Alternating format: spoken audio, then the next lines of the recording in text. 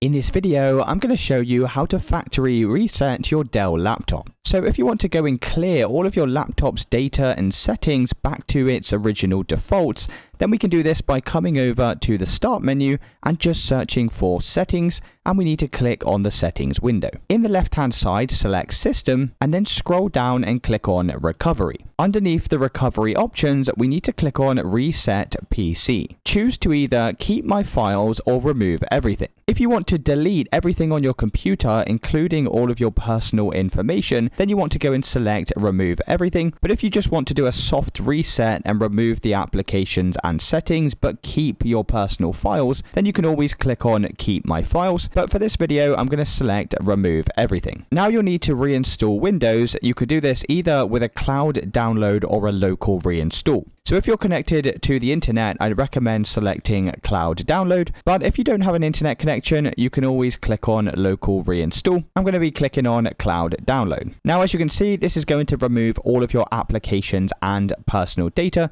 It's also going to download and reinstall Windows. So once this is finished, it will be like having a brand new computer. Now, typically this would take around 30 minutes to complete. So once you're ready, just go and press next and follow the steps on the screen. And it's really as simple as that, guys. If you did find this video helpful, then let me know in the comments and I'll see you in the next one.